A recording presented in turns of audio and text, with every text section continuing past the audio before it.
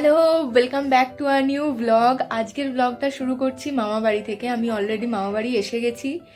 এসে এখন বাজে মোটামুটি 12টা। মা অনেক সকালবেলা চলে এসছে, তাই আমি আর কিছু খাওয়া হয়নি। এসে প্রথম শুরু করেছি চা দিয়ে।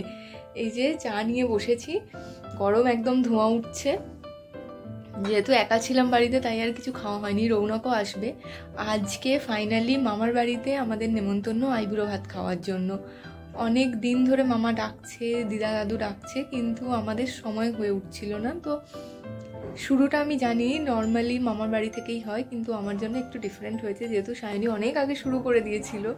তাই আর মামাকে বললাম তুমি একটু ওয়েট করে যাও, আমাদের একটু টাইম হোক, তারপর যাব। তো আজ এসছি মামার বাড়িতে। চলো চা দিয়ে আইবুড়ো ভাতের ব্রেকফাস্ট শুরু করি। এখানে মোটামুটি রান্নার সমস্ত প্রিপারেশন ডান। পাতুরি, মাংস কড়াই থেকে ডান মাংস ঢালা হয়ে গেছে।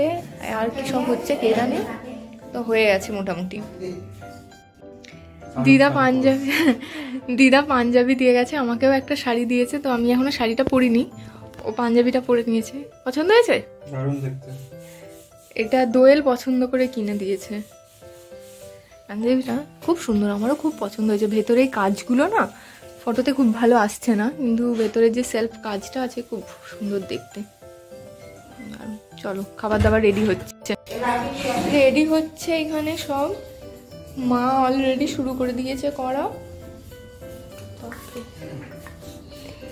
চাপা দিয়ে সাজানোও হয়ে গেছে। এখানে মোটামুটি সব কিছুই রেডির দিকে হয়েই এসছে, গোছানোও হয়ে গেছে। আর এই যে চাপা দিয়ে রেখেছে আপাতত, কোথাও যাতে না কিছু পড়ে যায়।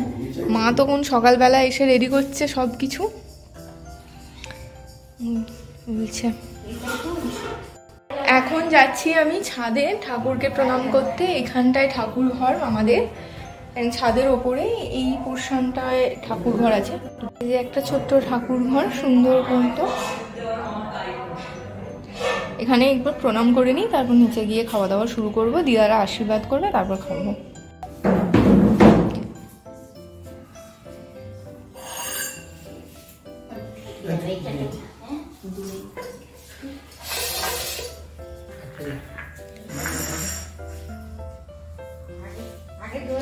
চুপ করো না।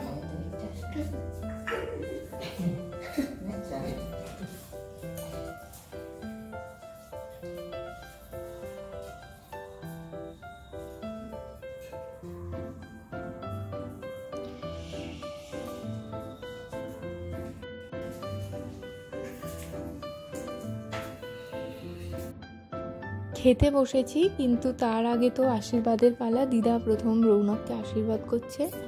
এখানে রৌনক তো পাঞ্জাবিটা আগেই পরে নিয়েছে। একটু সমস্যা হয়েছিল আমার শাড়ি পরা নিয়ে, আমি আর শাড়িটা পরতে চাইনি, তো গায়ে জড়িয়েই খেতে বসেছি। মানে দিদা রৌনককে একটু খাইয়ে টাইয়ে দিচ্ছে, যেরকম হয় আর কি। এরপরে আমার পালা।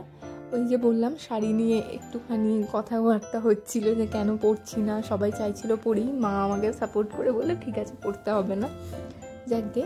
তো এবার আশীর্বাদ আর তারপরে খানিকটা খাইয়ে দেওয়া।